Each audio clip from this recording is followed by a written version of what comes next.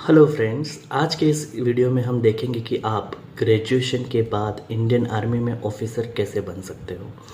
इस वीडियो के अंदर हम देखेंगे सारी इम्पोर्टेंट एंट्रीज जो आपको अलाउ करती है इंडियन आर्मी के अंदर ऑफिसर बनने के लिए।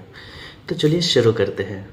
तो उसमें सबसे पहला नाम आता है CDS का, जिसका फुल फॉर्म होता है कंबाइंड डिफेंस सर्विस एग्जामिनेशन। ये UPSC के द्वारा साल में 2 बार कंडक्ट करा जाता है। इसका सबसे बड़ा एडवांटेज ये है कि ये बॉयज़ और गर्ल्स दोनों के लिए है।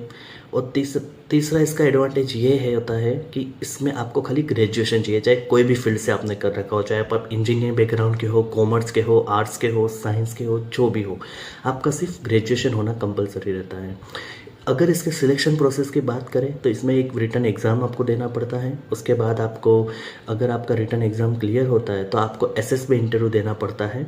एंड उसके बाद आपका मेडिकल एग्जामिनेशन होता है। एंड उसके बाद अगर आपका मेरिट में नाम आता है तो आपको सीधा IMA देहरादून भेजा जाता है इसकी ट्रेनिंग के लिए। और 1.5 साल की ट्रेनिंग के बाद आप सीधा आर्मी के अंदर एज अ लेफ्टिनेंट बनते हो।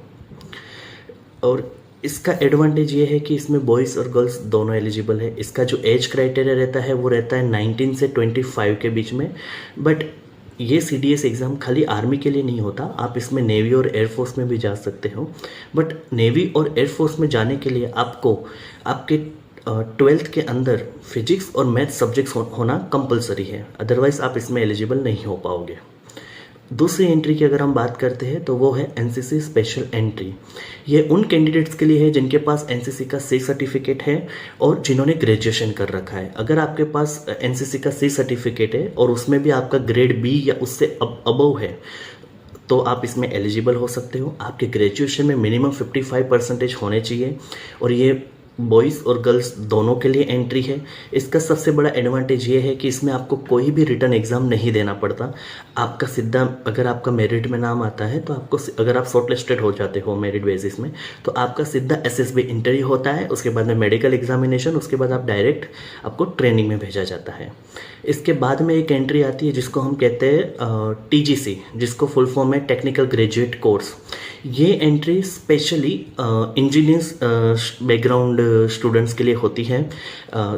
उसमें आप, इसके अंदर जो वैकेंसीज निकलती है वो आपके डिपार्टमेंट वाइज निकलती है, जैसे computer science, mechanical, civil, electrical etcetera, mechanicals है, ये सारे डिपार्टमेंट्स की स्पेसिफिक वैकेंसीज निकलती है। इस एंट्री का सबसे बड़ा एडवांटेज ये है कि इसमें आपको कोई भी रिटन एग्ज़ाम नहीं देना पड़ता। आपके ग्रेजुएशन के परसेंटेज के बेसिस पे ये आप एक शॉर्ट लिस्ट, ये एक लिस्ट बनाते हैं जिसके थ्रू आपको डायरेक्ट SSB इंटरव्यू के लिए बुलाया जाता है। अगर आपका SSB इंटरव्यू क्लियर होता है तो मेडिकल एग्जामिनेशन के बाद आपको डायरेक्ट आर्मी में ऑफिसर का पोस्ट दिया जाता है। एक और एंट्री होती है ग्रेजुएशन के बाद जिसको हम कहते हैं SSC, जिसका फुल फॉर्म होता है शॉर्ट सर्विस कमीशन। ये entry specially engineering background students के लिए ही होती है। इसका बेस्ट एडवांटेज ये है, इसमें बॉयज़ और गर्ल्स दोनों एलिजिबल हैं।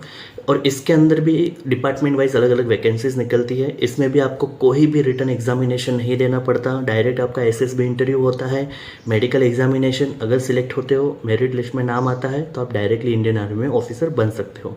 इसका डिसएडवांटेज बस खाली यही है कि इसमें जो सर्विस पीरियड रहता है वो रहता है 10 से 14 साल का। एंड उसके बाद आपके पास परमानेंट कमीशन का भी ऑप्शन मिलता है, बट वो डिपेंड्स करता है इंडियन आर्मी के ऊपर, उस टाइम पे क्या सिचुएशन है। अगर वो अपॉर्चुनिटी रहती है तो आपको वो ऑप्शन दिया जाता है।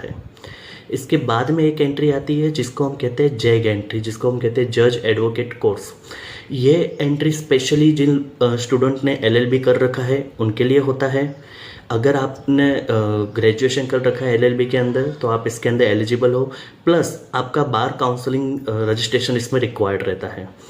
ये बॉयज़ और गर्ल्स दोनों के लिए है ये एंट्री।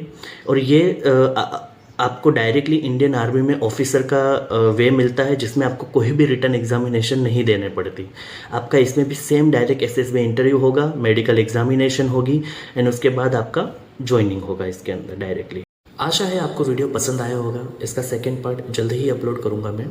एक ही वीडियो के अंदर सारी एंट्रीज कवर करता तो वीडियो काफ़ी लंबा हो जाता, इसके लिए मैंने इसको 2 पार्ट में डिवाइड करा है। सेकेंड पार्ट इसका जल्द ही अपलोड होगा। तब तक के लिए वीडियो को लाइक, चैनल को सब्सक्राइब और फॉलो जरूर कीजिए। तो मिलते हैं नेक्स्ट इन्फॉर्मेटिव वीडियो में। बाय।